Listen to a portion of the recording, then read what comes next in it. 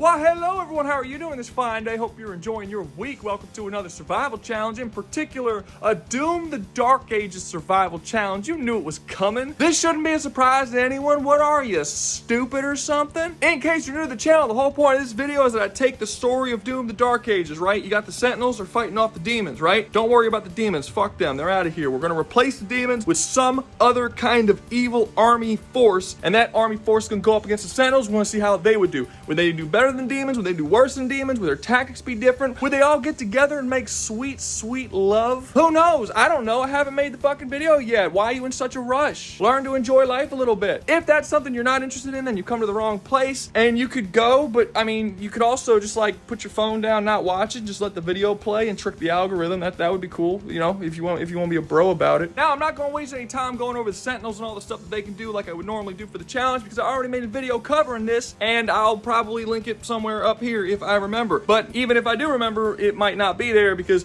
YouTube likes to play fucking stupid and just not put the shit that I link in the video. So you might be shit out of luck. I don't know what's going on. I don't know what their whole deal is. We're over here living in the 25th century with electric cars and holding supercomputers in our hand, and they're all the way back in the caveman eras discovering fire, using Walkmans, and adjusting the antenna to their FM radio. What the fuck, YouTube? Get with the times. What's going on? Stop being a bitch. But anyway, I've wasted enough of your time. Let's get started.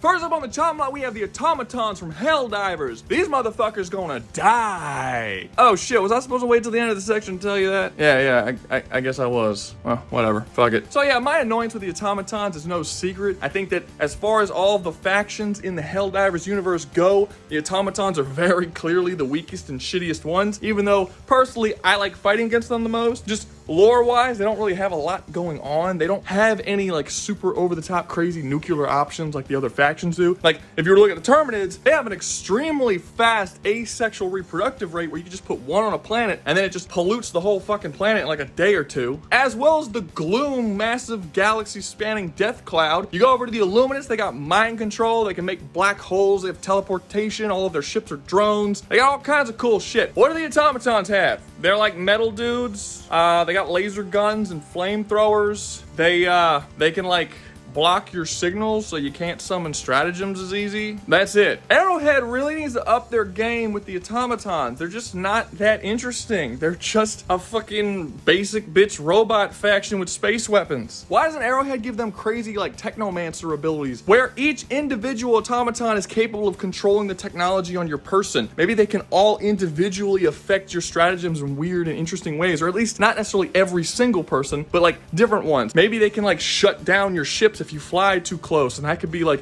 a mission type or something like that. I don't know, just something that makes them an equal threat to the Terminids and the Illuminants. Because right now, like if there was a four-way fight between all four of these factions, the Automatons are very easily getting wiped out first, and in this particular case, they are also very easily getting wiped out by the Sentinels. The fact of the matter is that the Sentinels are faster, stronger, they have better weaponry, they're overall better technology. It's even arguable if the weapons of the Automatons fire will even damage the Sentinels' armor, since it is made out of indestructible materials and enchanted with magical runes for even greater durability than that. Really, the only things that are shown being able to damage it really well are Argent and Wraith-based weapons, magic, stuff like that. And even your basic bitch handheld guns that the Sentinel use should be able to take out even the fucking factory Striders that are the absolute most durable, most powerful thing the Automatons have. The one thing that the Automatons have going for them are their numbers, and their numbers doesn't come anywhere near the Sentinels. The Sentinels were able to colonize the entirety of the Argentiner universe, whereas the Automatons rule over like a small section of a single galaxy. Like the numbers aren't even really that impressive comparatively. Now, to be fair, there is actually one advantage the Automatons have that is really good. The fact that they don't really require food or sleep or anything like that, and they don't require shopping malls and all that pointless bullshit. Basically, any planet that an automaton takes over, they just turn the entire planet into one massive factory that just pulls out all of the resources the planet has to create as many people as they possibly can, so they can just pollute planets very, very quickly with their people and then just send them flying. And basically every planet that they land on becomes like a straight up military fortified planet and universe's largest factory for Terminator-like killing machines. But their ability to spread is not shown to be fast enough to actually compete with that of the Sentinels, especially for how fast the Sentinels are going to be able to whoop their asses, because really you can take one Sentinel and throw him down to an automaton planet and he can basically solve any problem they got by himself, slaughtering fucking thousands of these dudes without any worry of death or, you know,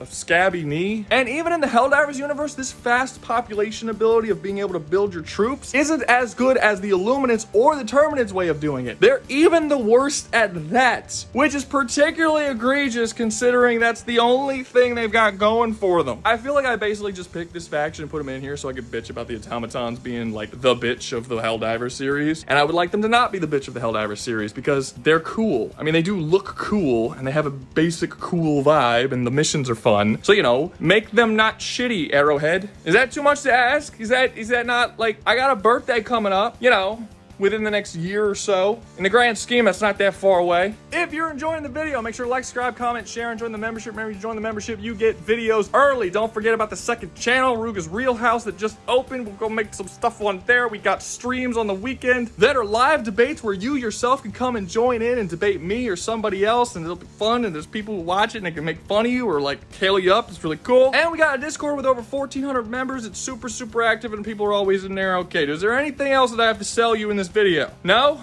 All right, let's get back to it. Next up on the list, we have the Furons from the Destroy All Humans series. Finally, we've got somebody who isn't just a fucking worthless waste of space. Automatons. You know, because the Furons can actually do something. They can actually, in some way, fight in this war, you know? Kind of important. And fight they will, because the Furons actually have a lot of crazy, cool, amazing, awesome powers that will be super, super effective against the Sentinels. Every single basic bitch little Furon, without any technology whatsoever, has things like telekinesis. They can manipulate the matter in a person's body. They're capable of ripping out the DNA of a person and like absorbing that DNA into themselves. And by doing this, their head fucking explodes and like their spinal cord like gets ripped. It's very extremely violent game for a fucking T-rated game. Very violent. But then when you go over to their guns, there's shit that can turn people into ash. There's a meteor gun that you fire and it summons a meteor from space that's like the size of a fucking building and crashes down and kills everything in the vicinity. You have a plant gun that like summons a man-eating plant. Like, there's a bunch of crazy over-the-top guns. And while the Sentinels are super, super powerful, I don't think that they would necessarily be able to survive. This might be an assumption, but I don't think necessarily they'll be able to survive having a meteor the size of a house falling on their head. I know, definitely an assumption, but you know, like a comfortable assumption, I think. I mean, we see a single Furon with his handheld weapons capable of fighting against multiple kaiju in this series. Like, kaiju, they're like 20 fucking stories tall with just basic handheld weaponry. We've never seen the Sentinels do that. I think you can very easily argue the Furon weapons are not necessarily better than the Sentinel weapons, but they're definitely more varied. Give the Furon soldiers a lot more options to do a lot more interesting things during combat and would likely be just as effective. That doesn't even touch on the fact that the Furon soldiers have individual little ships that they're just like one-man piloted ships that they all have that is strong enough to like level an entire city in a very short amount of time, insanely short amount of time. It could take on the entire United States military with one of these ships. That's good. That's really impressive. Yeah, there's not a whole lot I can say about that for the Sentinels. Now, having said all this, do I actually think the Furons can win? No, not really. The fact of the matter is that there are a lot of weapons the Sentinels have that just straight up ignore all forms of durability, so the shielding of the Furons aren't really going to do anything, and without that shielding, they're super not durable. Like, they're really weak. They're actually physically weaker and less durable than normal basic bitch humans, so Sentinels would absolutely slaughter them. They're also considerably faster, able to dodge things like light and electricity, meaning that it's arguable that the Furons can even hit them with their weapons. But that's not really the main issue. The main issue is that Furons don't have penises. You want more information than that? Oh, okay. Basically, a long time ago, the Furons got into a war with this other alien species that was extremely radioactive. The warring with this species mutated the Furon race and made them lose their penises. Yeah, like that's what happened. That's not a joke. That's the plot of the game. It's a very serious game, and that's the story. Anyway, rude. Because of this, the Furons have to keep cloning themselves instead of reproducing the normal way. But the problem is that to clone themselves, they have to keep using the same DNA over and over again, and every time they go through the cloning process, it's an imperfect clone, so the DNA is breaking down, and there's a limited amount of times that they can clone a person. The plot of the game is you, as Crypto, have to go back to Earth because millions and millions and millions of years ago, the Furons went to Earth and bred with a bunch of female women because they're horny little bastards, and they did this so much that the entire human race has a little bit of shred of Furon DNA. So they can get pure, fresh Furon DNA from humans, use that to fix their mutation so that they can grow their penises back so that their entire race doesn't die out. Sentinels don't have the same biology as the humans in Destroy All all humans. So killing them will not be able to get their DNA back, and they will not be able to fix this issue that they have. In the actual game Destroy All Humans, the only Furon that we actually see get his problem fixed is Crypto himself, the main character. They don't fix it for the wider race, which means the race is on a timer. They essentially have to kill the Sentinels before they get murdered so much and have to keep cloning themselves over and over again to the point where they can no longer clone themselves, or else they'll just make this weird mutated baby-headed freak of thing that can't think right, and it's just gross. And because they're on a timer and the Sentinels aren't on a timer, as well as the Sentinels being able to actually kill them fairly easily, this means that the Furons are probably going to lose pretty badly. It's not that they can't fight back, they can. I just think that the Sentinels are probably going to kill them faster than the Sentinels are going to die themselves, and the Sentinels actually have penises. So obviously, you know, they're going to do better, because penises are awesome. It's better than not having a penis. That's not sexist. You're sexist. You also have the fact that Furons have jetpacks, which will definitely make them far more mobile than the Sentinels will, but I really don't think it would make that big of a difference. I mean, it's not like the Sentinels can't shoot shit that's in the air. And as good as it is to be that mobile and to have your really cool flying saucer that can mow down cities, the Sentinels still have Atlands, which are 30-story tall Titans, which are very clearly more powerful than the flying saucers, as well as having flying, fire-breathing dragons. I don't know why I had to specify flying or fire-breathing. I feel I just really needed to emphasize that they fly and they shoot fire. Like, it's like magical dragon fire. They're capable of taking out dragons, bro. Like, they can absolutely kill the flying saucers. This is over. Furons can't win. They get fucking slaughtered. But, you know, it'll be interesting while it lasts before they all die out of no penis. Next up on the list, we have monsters from Evolve. Just monsters. No other name. Okay. This is a really weird one if you know the history of Evolve, because, like, there's so little we actually know about them. Evolve was a game that came out years and years ago, probably before you were even a fucking stain on your daddy's mattress. And the whole idea of the game is that there are 5 players. 4 players play as hunters, while 1 player plays as a monster. The 4 hunters have to chase the monster around different areas, trying to locate them, while the monster tries to level up by eating things and slowly evolving into a bigger and stronger monster. If the hunters are really good hunters, they can intercept the monster when it's still in a little shitty larva state and kill it pretty easily. But if they fucking suck, the monster hits its 3rd form, which is way more powerful than all 4 of the hunters combined, and then you got a really serious fight on your hands. The tragedy of this game is that it was actually a really fucking good game, but 2K was like, you know what, we just don't like success and good things. So we're gonna fuck it up with so many predatory monetization bullshit, microtransaction assholery, that the game's gonna shut down in a couple of months and everyone's gonna be really sad about it. Basically, people started leaving the game in droves because of the really shitty business practices of 2K, and it got shut down. But this game is kind of like an all-time classic, like a legend. It tried so many crazy cool things that no other game had tried at the time. It was the first game to ever be PvP to have 1 person against many, and that just be the whole game. We've had single modes like that in other games, like there was Juggernaut mode in Halo 3, but this was the first one to actually just be like, this is gonna be the whole game. It's just like 4 dudes against 1 other dude. Now that's kind of a really big thing with games like Dead by Daylight and the Friday the 13th game and the Evil Dead game. We've done that quite a bit. They even did the thing that eventually games like Fortnite and to a lesser extent Helldivers do, where basically it's an online game, entirely online, but as the game is out longer, there's like a storyline that game follows. With something like Fortnite, it's different seasons, right? Season 1, Season 2, Season 3, and as the seasons go, the story keeps going and blah, blah, blah. And with Helldivers, there's a community-driven story. Evolve was really the first game to actually legitimately do it, and honestly, they went farther with it than really any game has until Helldivers. Like, just to give you an example of some of the stuff they did, at one point there was a character named, I think, Kara. She was a hunter, and her whole storyline was that she was doing experimentations on herself with the DNA of the monsters and kind of turned herself into sort of monster-human hybrid. She was an interesting, dark, and kind of fucked up character, but the creators of the game, after the game was eventually shut down and the server shut down and, you know, they couldn't do the story anymore, they actually said that what they initially planned on doing is eventually having her monstrous side completely take over and then basically losing her as a hunter and her jumping over to the other side and becoming a monster that the hunters would have to face. And they wanted to do things like this continuously as the game went out. You would see hunter characters be killed. You would see monster characters be killed, evolve into new various forms of the monster.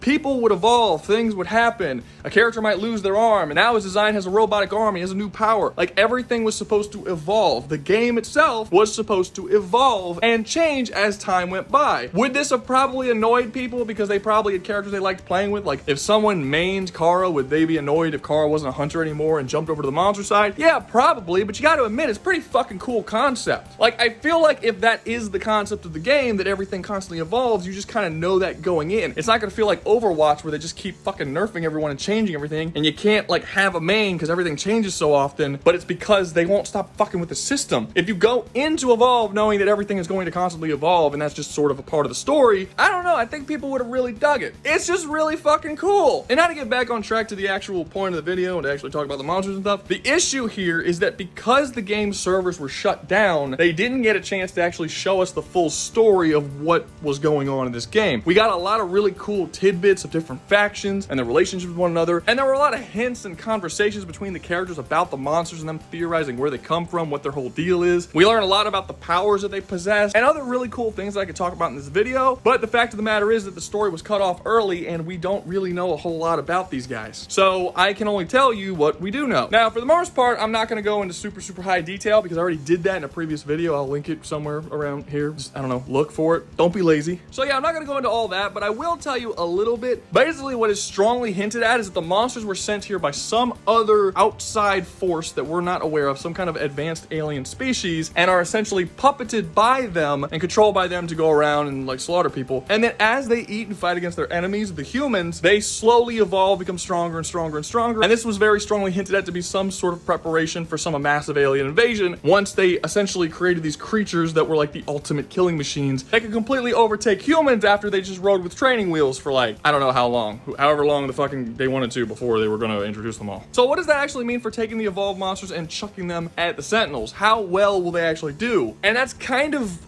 debatable. There are certain things that the Sentinels use that I don't think they'll ever be able to out-evolve. For one, there is no such thing as magic in Evolve. It doesn't exist, so there's really no evidence that they would be able to adapt to certain magical abilities. There's literally abilities in the Doom universe that the Sentinels have access to that can rip holes in reality, negate durability. At one point, they attempt to bring a motherfucker back from the dead, like they have fucking magic. The monsters don't have magic. Do I think that they'll ever be able to take hits from, say, a Wraith-imbued weapon that just straight up negates durability? No, I don't. But that doesn't mean they're not going to evolve and they're not going to get better at fighting the Sentinels. They still can. They can get faster, they can get stronger, they can gain the abilities to fly, bury underground, whatever form their adaptation takes. And the crazy part about it is just how fast the adaptation is. The evolved monster adaptation is one of the fastest fucking adaptations I have ever seen. A very important part of the story in this game is that these monsters don't show up all that often, and when they do, the hunters have to immediately get to where it is and kill it very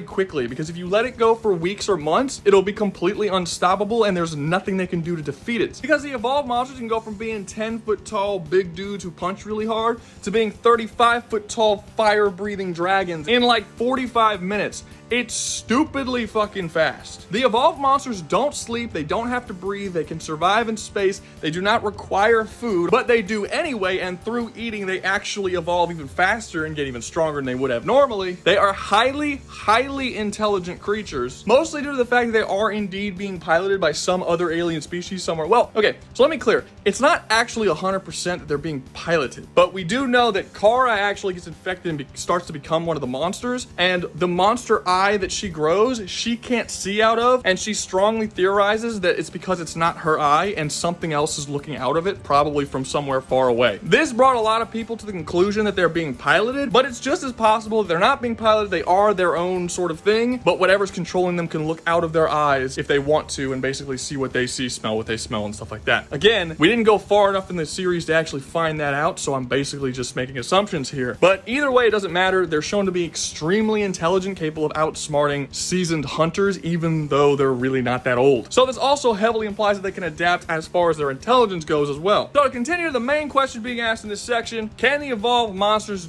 overtake and defeat the Sentinels? No, I don't think so. Their numbers are way too much, and again, I don't think they'll ever be able to adapt to certain things that the Sentinels use. However, they can get so fucking powerful if left too long to their own devices and adapt far enough that the Sentinels will start having a very hard time actually killing them. You might actually get monsters that adapt to fighting fucking Atlans and get so big that they're basically like stronger versions of demonic titans because they're just getting bigger and bigger and stronger and adapting faster and faster. While in the game Evolve, there's a limit to their adaptation. There's only 3 stages of adaptation. That's gameplay gameplay solely. In the actual lore and according to what people say in the actual game to each other, that isn't the case, and there is no known limit to their adaptation. They can just keep adapting over and over and over and over again for as long as they're left alive, and the ways in which they adapt are extremely broad. Technically, the Goliath, the Kraken, the Behemoth, all these different types of monsters are all members of the same species that just adapted in very different directions. Like, very different directions. I mean, Kraken is a flying Cthulhu monster that shoots lightning from the sky. Behemoth is a giant rock creature, rolls around like a fucking Metroid ball, and Wraith is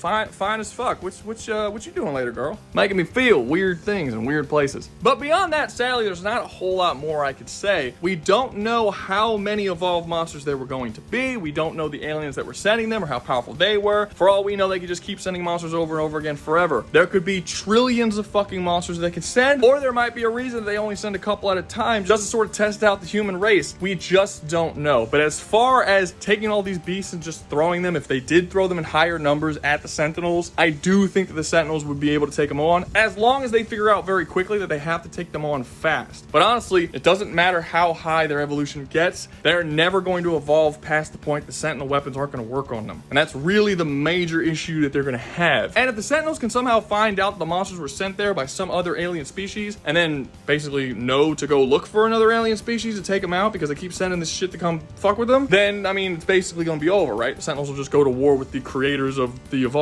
monsters, which I think is very possible considering that even the humans were able to figure this shit out. So the Sentinels, who are considerably more advanced, should also probably not have that hard of a time actually figuring that out. And they're even capable of traveling outside of their known universe, which again is something that the evolved hunters aren't capable of doing. So yeah, as of now, Sentinels win, but I mean, who knows? Maybe at some point 2K will get its head out of its ass and actually release another 2K. Like, you keep releasing all these stupid remakes for games that just came out a couple years ago, not even that old. Why don't you re-release Evolve? It would make a killing now. All the different cool shit that Evolve introduced into the gaming landscape for the first time when it released are now really popular shit that everybody likes to play. So just fucking do it, 2K, you dicks. Last up, we got G-Corp from the Tekken series. This is another one I'm not really going to waste your time on. I think for the most part, G-Corp has this. Well, before I get into that, let me just say that the Sentinels vastly outnumber that of G-Corp. Not only do they outnumber G-Corp, their average soldiers are considerably stronger than the average soldiers of G-Corp.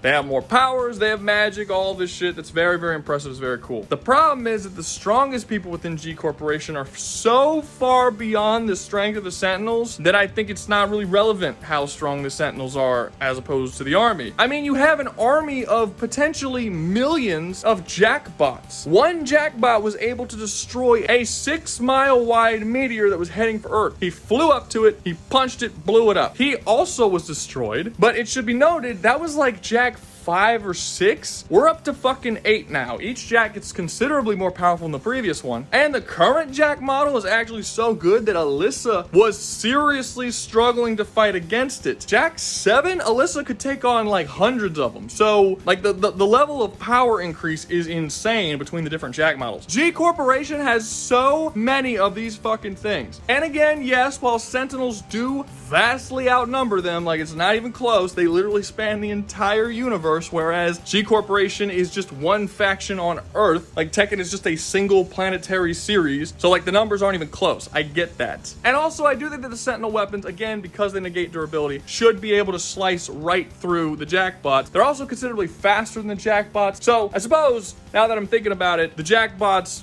shouldn't actually be able to take on the Sentinels all that well. They're strong enough to kill them in one shot, for sure, but, I mean, are they even gonna get that hit in? And with things like Wraith Shields and stuff that completely negate damage, as long as the Sentinels are fast enough to not get hit and then take out the Jackbots in a single hit, they're more or less going to win. The only thing I could think the Jackbots would do is to self-destruct, which they could do, but again, they'll run out of Jackbots long before the Sentinels actually run out of Sentinels, because, again, they span across an entire universe. Where I think they lose is where it comes to Kazuya, specifically Kazuya Mishima. And as I'm thinking about it, I'm actually kind of bummed out that I used Kazuya for this, because I think Kazuya would be way more interesting against the demons than the Sentinels. So basically, Kazuya Mishima has the Devil Gene, but that's actually not the thing that makes him so powerful. The thing that makes him powerful is his willpower and the strength of his soul. So basically, when he had the Devil Gene, he essentially had the Devil's soul inside of his body. He was one body with two souls, and the whole idea is that the Devil Gene, that soul was going to take over power consume his soul, take over his body, and he would just become the devil that would then go on to destroy and cause chaos across the entire world. That's not what ended up happening, because Kazuya is so much more dangerous than Satan himself. Kazuya's soul is so strong and his willpower is so strong and he himself is so evil that his soul was able to overtake and actually corrupt the soul of the devil. He took the powers of the devil for himself and then took over his own body, completely eliminating the devil personality from existence and becoming the soul personality. Basically, the relationship between Kazuya and the devil is that the devil was in his body being like, oh, I'm gonna possess this bitch, let's do this. And then when he learned who Kazuya was, he was like, fuck, this dude's fucked up. Oh shit. Yeah, no, you can't, I can't, no, I gotta get the fuck out of here. And then he didn't, and now Kazuya's got fucking crazy devil powers. And while yes, a big part of the reason he is dangerous is because of the devil powers, his regeneration ability,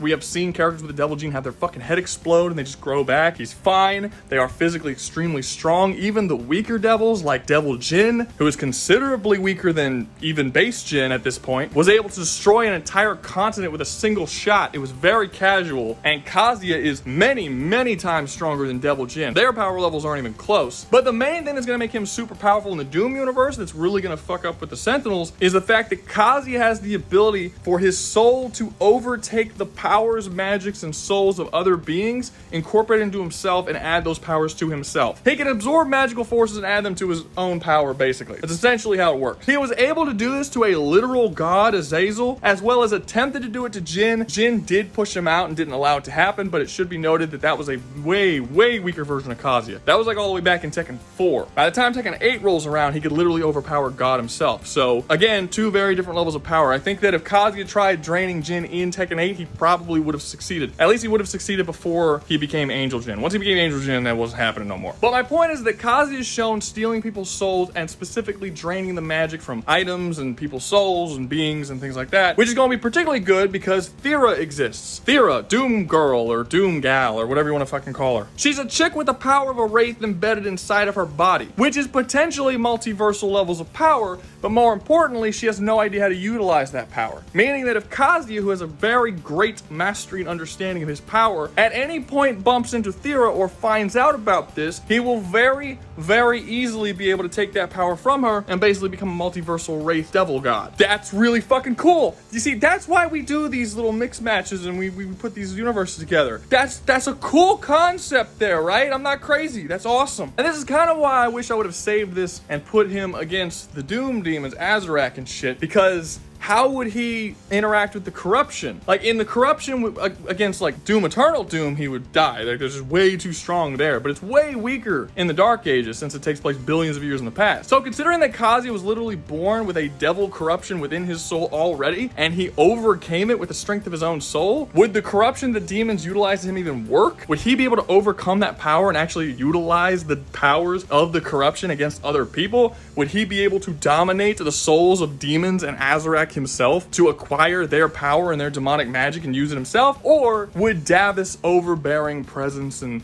corruption power just overtake him? It's an interesting conversation, one that I luckily don't have to talk about right now, but I don't know, maybe I'll use them in the future. Anyway, as far as the Sentinels go, as long as Thera is kept separated from Kazuya, I think they'll be okay because they so greatly outnumber the forces that Kazuya is going to have, but they're not going to be able to kill Kazuya. He's too goddamn powerful, and he has been shown being able to see magics and different forces within people on sight. It's another thing he's shown to have. He's actually very well attuned with dark forces and just magic forces in general, really. He should, on sight with Thera, understand what she has in her and possibly be like, I'm gonna take that shit. That seems cool. Let me utilize that. And then he just, becomes Wraith God, and that'd be really cool. And then once he does that, there's literally nothing any of the Sentinels can do to fight him. Even without that, I don't think any of the dragons or Atlans or all of their greatest weapons are really gonna be able to put him down, even if they do negate durability because of his healing factor, and he's just too powerful. I mean, any planet he comes to, he could just fly up into space because he could breathe in space, and he could fly in space even even though he has wings, which that doesn't make sense, but he does it. He can fly up into space, and then he can just shoot down giant devil blasts that can blow up whole chunks of the planet, and there's really nothing that they can do about it. They could probably use a little force field thing to keep him out, and that would work, but like he's already there, you know? So it's like, how well would it work? He can always fly to another planet, blow that one up, fly to a different planet, blow that one up. I don't know. You can only keep him out for so long. At some point, you're gonna have to deal with him. I just think the Sentinels are gonna have a very, very hard time with deal. Oh, Doom Guy's here. I haven't had to use Doom Guy this whole video, so Doom Guy's still here. So would Doom Guy be, well, I don't know. It's hard to say that Doom Guy is as powerful as Kazuya in Doom the Dark Ages. He doesn't have anything that's really that impressive. At multiple points, he shield bashes the cores of these ships, and the entire ship explodes, and it turns into a fucking blazing flame rubble, and you just like, you fall out of it, and it's fine. You resist the mind control energies of the Makers, and that energy is shown to be so powerful that it can overpower the psychic abilities of 3 gods that exist within the cosmic realm, although we don't know how powerful those gods are. But honestly, Doom Guy never really does anything in the Dark Ages that shows that he can compete with the power that Kazuya has. Yes, he does fight Azarek, who has the Wraith energy powers, and that should make him a multiversal god, but there's no evidence that he knows how to utilize it to that level. He doesn't do anything to that level. The only thing he really does is resurrect a bunch of Titans. He's clearly stronger and faster, but he doesn't do like universal, multiversal level shit. So I think it's a pretty big leap to just jump to the conclusion that he's that strong. However, we do know that Doom Guy is going to keep getting stronger and stronger and stronger, and then you can't kill him. If you kill him, he just comes back. You can't affect his soul because he's incorruptible in any way, so you won't be able to absorb the power that way. So, I mean, it's inevitable that Doom Guy will eventually kill Kazuya, but I do think that Kazuya will do some serious damage to the Sentinels and possibly even get the Wraith power before Doom Guy actually gets to the power level that he will need to be at in order to properly kill Kazuya. I never really thought about how cool a Doom Guy versus Kazuya, like a weekend Doom Guy versus Kazuya fight would be, but now I'm like getting super excited because it actually sounds really cool. Yeah, so I think that Doom Guy will eventually still kill Kazuya, but if we're starting Kazuya out at the start of the game of the Dark Ages, where he's nowhere near as powerful as he eventually becomes an Eternal, I think you could pretty easily say that Kazuya would be able to beat him at that point. But it'll just be a matter of time, even if Kazuya kills all the Sentinels and steals the Wraith powers and takes over the universe, before Doom Guy eventually just acquires the power through the natural course of time to be able to overtake him. So he's doomed either way you look at it. So yeah, Kazuya loses. Really cool scenario though. I like this one. I like this one a lot. But that's going to be all from me. Hope you enjoyed the video. If you did, make sure to like, subscribe, comment, share, and join the membership. Remember, if you join the membership, you get videos early. And always remember, y'all stay safe out there, you hear?